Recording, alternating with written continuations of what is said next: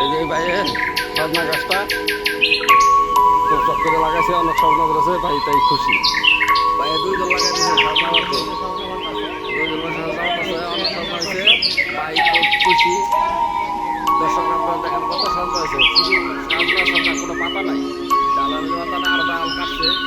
ওই যে একটা গ্যাপ চলে আছে, তার ডাল কাটছে, আরো পাঁচটা ডাল কাটছে। প্রচুর স্বপ্ন, আলহামদুলিল্লাহ, আল্লাহর নেয়ামত, মাশাআল্লাহ। এই যে ভাই দর্শক দেখেন কি সুন্দর আকৃতি করেছে তাল গাছটা।